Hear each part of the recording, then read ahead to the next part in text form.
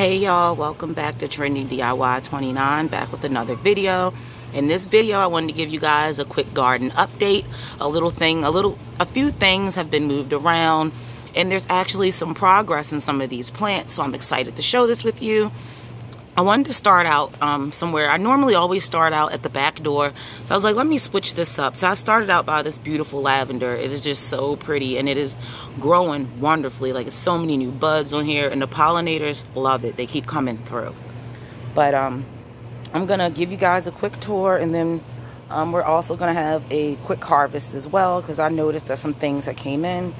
So right here, and you move over here, this is the pink brandywine, the one that I was telling you guys about how I read online that people said that this is really not that productive of a tomato. I can't speak for it because this is my first year growing it. I'm just hoping that they're wrong and it was just where they lived.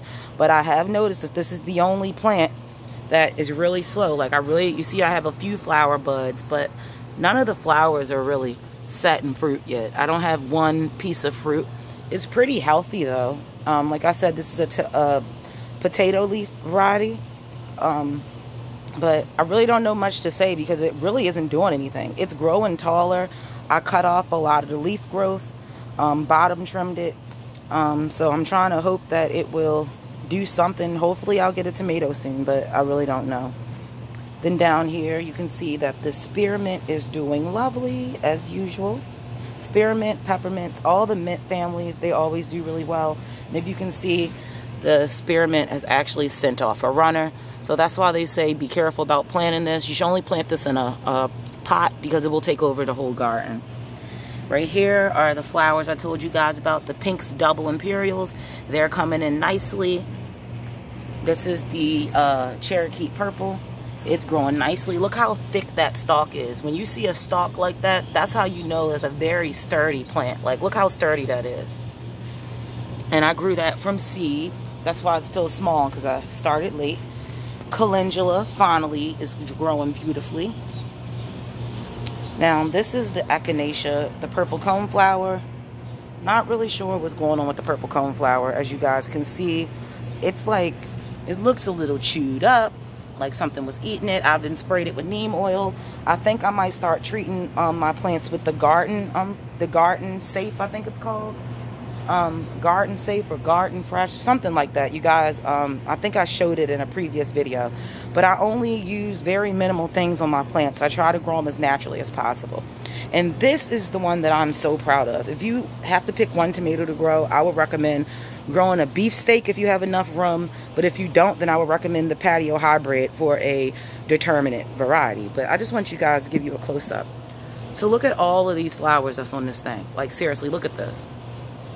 It's literally covered in flowers and blossoms. Like, look at this. Like, I can't even count the amount of blossoms. And I want you guys to see the tomatoes that's coming in. Look at this one. This one is a weird looking one. You see that? It's such a funky looking one. I'm excited to pick that one because I think it's going to be massive. Look at it. It looks healthy.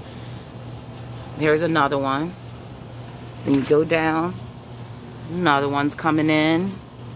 Another one. There's another one. So that's what, 3, 4, 5.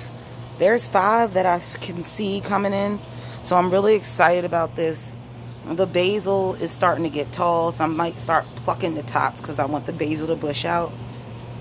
But I'm really excited. I'm almost can guarantee that this is the one I'm going to get my first full-size tomato off of. Over there we have the we have spearmint right here. I think I said the other one was spearmint. This is spearmint. The other one is peppermint. Peppermint and spearmint look similar, but from what I can tell, it looks like peppermint seems more fuzzy. Spearmint seems more like a shiny type flat leaf. So that's how they normally, I tell them the difference. This is the other pink brandywine. As you can see, there is not one single tomato on here. But we have flowers on here, just no action. So I don't know what's going on. Then behind it, I have the, I want to say that this is also a Cherokee purple as well, but I'm not sure, but I think it is because that's why it's small, because that's one that I grew from seed. And down here are the festive chili red peppers that I cannot wait to come in. They look beautiful when they come in. And to me, this looks like two completely different plants. Like, if you guys look down here, it looks like I could technically separate them if you see that. But I don't want to mess with it. So I'm just going to let them grow together. I have absolutely no flowers. Like, none are on this. I see a few little buds up here, but I don't know what's going on with that. I blame everything on this new stuff that I've been using. I brought the wrong plant food. I usually use Miracle-Gro, the little green bottles that you can hook up to your hose, and it mixes with the water. I usually use that, but I accidentally brought the one that wasn't for tomatoes. It's the one that says, because they have one that's like for fruits and vegetables, and then they have one that's just general purpose, and I accidentally brought the general purpose, and I feel like the general purpose is making my plants grow like massive leaves, and I'm not getting that much. As you guys can notice, I had moved this over here. As you guys can see, it used to be over there, but I decided to move it to this side of the garden. I do not like where it is because I feel like it's getting blocked. If by this tomato is going to grow huge and it's going to block. So always think about your tall plants and put them in a location where they will be able to get sunlight. So like, I know my tomatoes are going to grow tall. Like, for instance, this one is really tall. So I'm going to probably put this one in the back somewhere, and I might purchase a another plant stand or get me another what is that, another wooden pallet to add on to my garden. But right here, guys, are the beans, the wax beans. These are the cucumbers I have. I have some Sumters, some National Pickling. They all have a little bit of, I want to say that this is sun skull, but I'm really not sure, to be honest. I just noticed a lot of my plants look dry and they look bothered, a little bit curly, and I know that that has something to do with extreme heat, but then we've been having cool nights too, so my plants are probably confused. Last video disclaimer, I wanted to say that this actually is rosemary. I said that it was lavender. It's not. It is rosemary, and this rosemary has grown bushy and nice and big since I literally just planted this and it was small. We have our wax beans, guys, which are finally in. So I'm going to harvest some of these as well as I can, because you guys know how hard it is for me to harvest and talk on the phone. Or record on the phone. Same thing. I'm technically talking at the phone. But as you guys can see, my leaves look a little jacked up. I feel like it's because I didn't measure my neem oil. I really do. I always measure. So basically what I'm going to do is go through here and pick out the beans that are ready. So you can see they're going to be yellow. So here goes some yellow wax beans. And this is a process, guys, so bear with me. I already have my little basket, so that's a bean. And I just got to go through and get as many of these as I possibly can. And there's so many in here. Like, I want you guys to see, like, there's so many in here.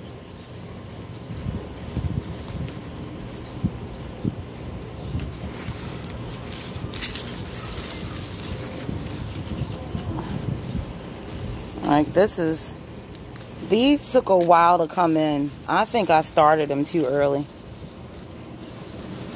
They always say wear garden gloves too. I don't know where mine are, but you want to wear garden gloves, especially when you're digging in something that's grown really thick like this, because it could be spiders or anything else in here that you get bit by. So you want to make sure, especially if you're in the ground. Here's some more beans. They hide. So when I get off of here with filming, guys, I'm probably going to go back through with 2 hands, and I'm pretty sure that I missed some. Because this is kind of like a 2-hand job. Another one right there. And I'm just using my nail to pinch off the end. These are just everywhere. That's why I said the next time I grow beans, I understand why people like to trellis beans up. Because once they get big and wild, there's like a lot that you have to go through to get them off. And it's producing. There's still a lot of small ones on here. I'm thinking about starting some more bean plants. They actually are not as hard to grow as I thought they would be. I think everything with growing beans is all down to, look how, that's a big one, guys. Look at that. It's down to temperature. I truly believe it comes down to temperature. Because I have some beans that are like this one is huge. And I actually was trying to pick these guys. Just dropped it, but that's a nice size. And I probably will go through, I want to count, I've had a few people ask me exactly how many plants, because I know I said that I had 9, and some people said that it looks like it's more than 9. But I told them that I really didn't count, I just guessed, because I just threw some seeds in. So none of this was like, really, you know, guess. Here goes some, none of this was really like planned. I literally threw seeds in here, because it was an empty spot. Just want to keep going through here, guys.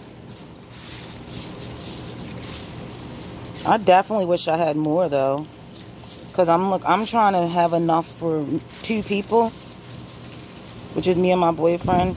But I would like to grow enough for 4 people, which means I would have enough for us to eat and enough to store. So I always say, like, always plant more than what you think you're gonna need, because oh, this one's tough. The bigger they are, the harder they are to come off. And like these ones, you see how skinny they are? I'm going to leave these on. Let me see, did I get them all?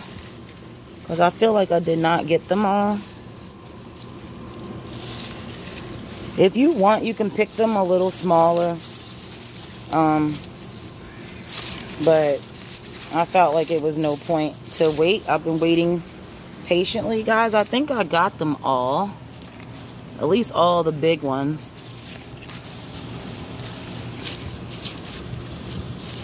Let's show you guys, like, it's a maze of leaves. So, this is what I picked from there. Really not that many. But what I'm going to do is I'm going to go over to the green stalk and see if anything is over here to add in with it. So I'm going to just sit my little bin right here.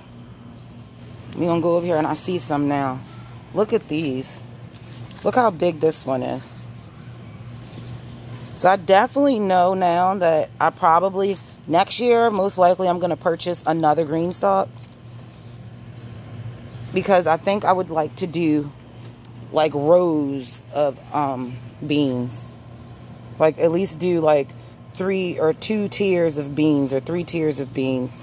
But you guys can pick them like this if you want, or you can wait for them to get bigger. Like this one, I'm still gonna pick it because they're getting chubby. Like you see the end of this, it's getting chubby.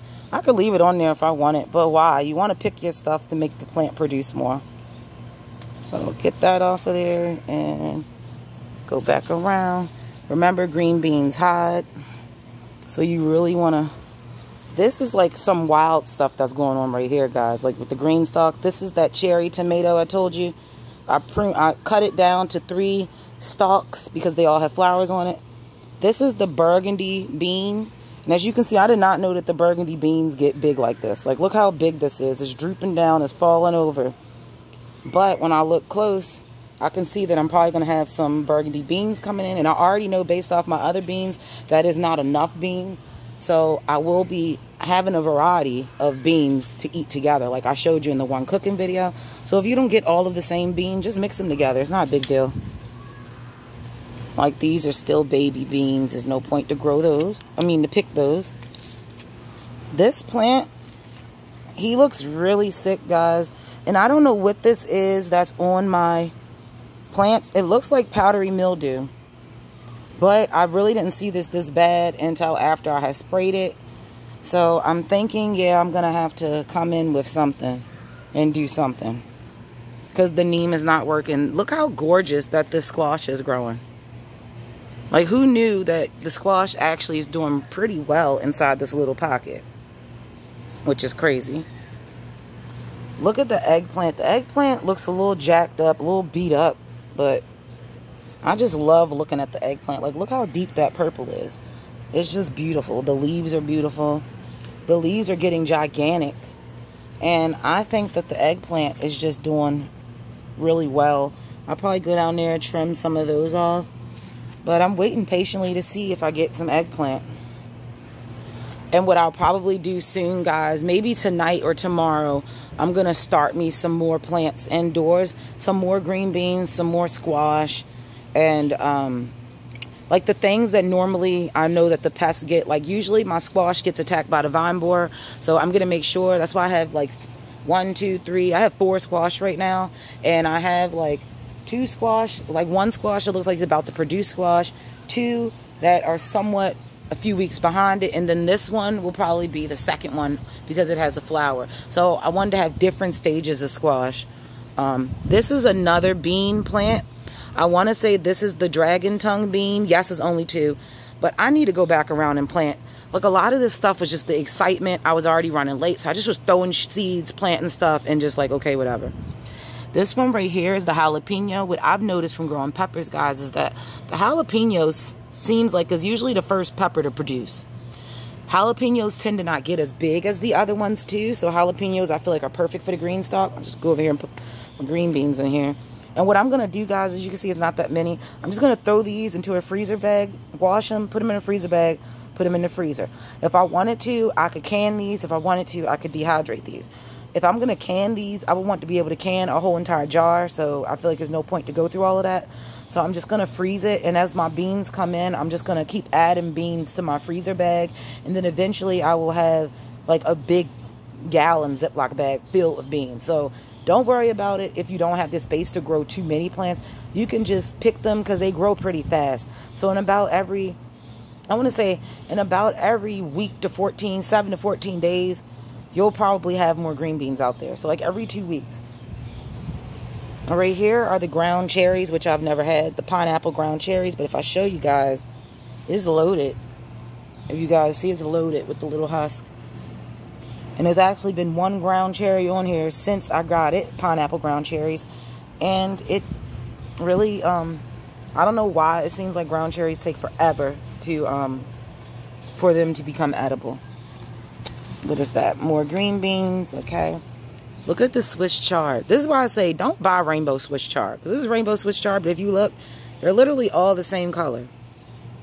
I have a few white ones, a few green plain ones, some red ones. This little one looked like it wants to be an orange one, but there's no yellow, and I think the yellow ones are beautiful. And I actually, right down here, guys, my little experiment, throwing seeds in here. If you guys look, there's actually like an orange one right here. I might take this out, transplant it.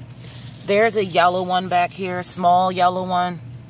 But I've noticed when you buy the mixed colors, and this goes for carrots, it goes for anything that has multiple colors, you're probably going to get the main color. Like, I don't know what it is. Like, there's some packs that say that they've added, like, they were like, oh, it's 20% of this, 20% of that, 20% of this. Like, trying to tell you that they gave you equal parts of each kind of seed.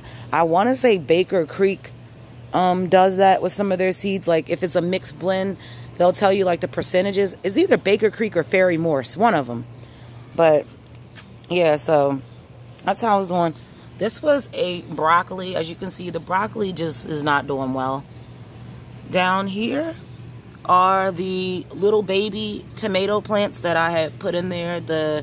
I think it's called the orange hat. They only get about 9 inches tall. More rosemary. And this is what I'm not understanding, guys. This is just really jacked up. I don't know what's wrong with it. I said I might just leave it in there. I know sometimes plants, when they start to get older, they will start to drop leaves. The old leaves will die, new leaves will come in. So I had to figure that out. And like I showed you guys, the beans again. This tomato is like crazy. This is the squash that I told you guys is right behind the other one. We're going to walk over here now to, don't mind my little thing, it fell off. The flowers, I went ahead and deadheaded some of these about 2 weeks ago. And I'm going to go back and deadhead some more. Only thing deadheading is literally you're going to take your plants. Don't use your fingers, use a knife. But I'm going to take a plant. And you're just gonna deadhead it. Take all the deadheads, and what that does is that it promotes growth. This is the one that I super deadheaded about a week or two ago, and if you can see, look at all these new buds. If you just leave the dead flowers on there, it's not gonna do anything. Like, it's just gonna sit there. And why have all those dead flowers, but you could just be producing more and more flowers? And these are actually good. If you want, they actually do grow tall. There are certain ones that grow tall. I know I'm growing some Cracker Jack marigolds. That was in my videos last year that I grew in that pot. Those things got massive. They got like 2-3 feet tall. So those you can actually grow for cut flowers, which is really good. This is the squash one that I keep telling you guys I need to get rid of it. But look how healthy these squash are. There's 3 plants in here, which it should not be 3. But look at this one. It'll probably be producing soon. I have 3 flowers on there. And these, now in the squash, they need pollinators. And you see this one hasn't started yet. But they're doing pretty well. So I'm hoping that it will be okay. I really want to dig up at least 1 more of these squash and put them somewhere else, but I'm scared. This is the stuff that I planted in the ground. These are the nasturtiums, guys. Look, nasturtiums grow fast. They grow like in 32 days or something. They look kind of crappy. Some of my grass is getting over there. I pulled up all the grass, dug it up. But I'm hoping that the nasturtiums will fill all of this up. And then I will probably go to Home Depot and get some stones or something. Sorry about cutting the camera in that weird angle. That was like kind of weird. But I really want to show you guys another angle of this tomato right here. Because look at this. At the bottom. This is probably going to be cat faced maybe. But it's just weird. That it looks like it could have been a double blossom. And they say, like, if you see a double blossom, you want to pull them off. Which is basically, I don't see any double blossoms right now. But if it's like 2 flowers that look like they're growing and they're stuck together, pull them off, or you're going to end up with 2 fruit that are stuck together, basically. But I wanted to leave mine on there because I think it'll be kind of cool to see what happens.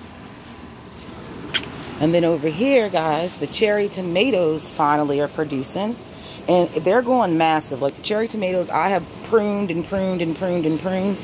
But right here, we have the Tammy G. And I want you guys to see, the Tammy G is definitely giving me lots of flowers. Lots of flowers. And if I look down in here, there's some Tammy G. There goes some tomatoes right there. And they look like kind of oblong, like the longer type teardrop tomatoes, which is cool. And then over here, these are the ones that I'm growing over here, the Sun Sugars. I don't know if you guys can see that, the Sun Sugar. And you can see I have some Sun Sugars, and they are growing circular.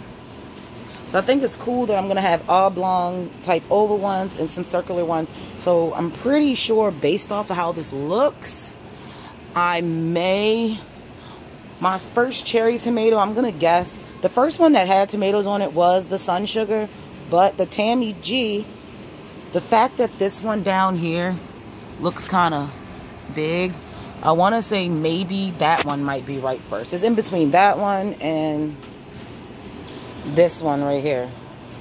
So you guys leave in the comment, who do you think is gonna which one do you think is gonna come in first, the Tammy G or the Sun Sugar? Down here, guys, as you know, it started growing chamomile in here with the lettuces. So I said fine, the lettuces keep going to seed. We did have some cool days. I'm just gonna pull this out. It went to seed.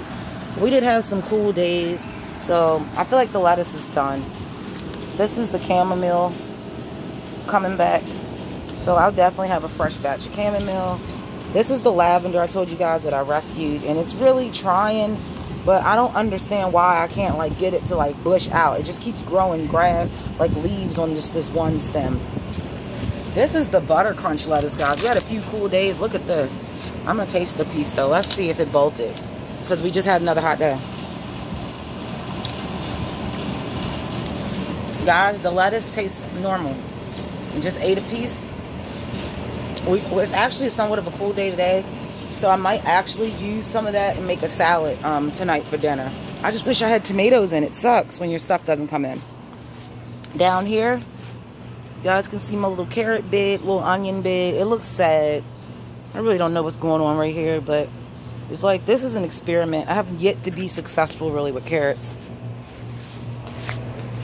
Let me go over here to the, look at the snap peas. They are like literally, my snap peas would have been dead long time ago. They look all jacked up, burnt up from the sun. I didn't try to save them, putting them in the corner. And look, it's still producing. I just came out here and ate one off of here the other day. And if you don't have anything, like bean-wise, you can eat the pea shoots too. So don't think that you have to wait for the bean. And it actually tastes like green bean. I mean, it tastes like sugar snap still. Like here goes one. They're small. Probably just eat it. There's no point to leave it on there. This thing is dying. Little baby one. Now that one did not taste nowhere near as sweet. It had a pea taste, but then it was kind of grassy. So that lets me know that, yeah, this plant is on its last leg. And I think that this is hilarious. You look down here, it has the nerve that is growing a flower right here. So this one little tiny baby one that's like trying to grow out of nowhere literally is making a pea. And I don't know if I talked about this in the last video, guys. This is a really jacked up part of my yard. So I said, you know what, I'm trying to, you know, how can I make the yard look better? Like, I don't own this house, so I'm not going to invest. You know, I can only build but so many things. I can't like, oh, I'm going to do landscaping and put down paving stones. And I'm not going to do that to a house that I don't own, because that's like a waste of me investing money into somebody else's property. But what I said I was going to do is try to landscape it using plants. So right here, what I did was I grew the giant marigolds that I grew in the pack last year. I mean, I grew in the pot last year, and I put some in the ground right here. And these last year got like 3-4 feet tall. So once you see just how healthy these marigolds are, nice and tall and sturdy. And so these should get really tall. Then, you know, they branch out, they'll bush out, and then I will have big, tall, massive marigold flowers, which are really good. And it's going to be beautiful. It's going to bring the yard together, because I feel like my whole yard, like you guys see, everything I'm putting it on this side. So I wanted to bring a little bit of plants to this side. I just don't like to plant too much on this side, because my neighbors, them and their basketball, it would ruin all my plants. So instead of me planting stuff that I know eventually they will kill because they don't care, I just try to keep everything far on the other side of my yard, just to not have to deal with coming out here to my plants being crushed after me growing them for 4 months from seed. Nobody seems to care, but I care. Right here is my calendula, which I think grew really weird. All of this was covered in calendula seeds, and then literally calendula grew right there, and then a little bit right there. That's it. So I said I might, once the calendula gets somewhat big, dig it up and then move it somewhere else. And then over here, as you guys know, these are the extra tomatoes, Cherokee purples that I have, that I grew. They're really, really healthy. They're sturdy. I think I need to start separating them before they get root bound in this little thing. So I'm probably going to separate these. And I think that I will be doing another experiment, which is literally I'm going to take one of these tomatoes, put it in a sunny location in my yard, dig up all the grass and stuff, and just leave it there. And just let it see what it does. I want to see how it grows wild. Because, you know, tomatoes really don't grow upright. They will sprawl out on the ground. So I want to, instead of wasting them or just letting them die in this pot, put them in the ground, give them a fighting chance for survival. And these guys are going to be coming up in one of my videos. That these are one of my favorite things that I have found so far. It says that steak arms for the Ultimato. I never owned the Ultimato, but I found some, I want to say like some plastic sticks that do stuff. And so if I do find an Ultimato, maybe I'll get it. But to me, it really doesn't matter, because they actually have the supports, and then you can just buy packs of these, and you can just stick them anywhere, and you can move these up and down depending on your plant. So I love that. So I definitely want to do a video on that. And right here, guys, is like the marigolds. I knew that they get large, and I just did hit it this one too. So I have a lot of stuff, and I'm hoping that this is going to grow and get bushy and go all throughout here and really just be a statement piece. So that's about all that's going on in the garden, guys. Nothing too much, nothing too crazy. As you guys can see, I really do not like how I moved that over there, because it's getting blocked by the tomato. So I'm going to have to do some moving around. I might have to buy some plant stands of different heights, because you really want to give your plants the best chance that they have with growing. So make sure that you like you share, and you subscribe, and I will be back with another video.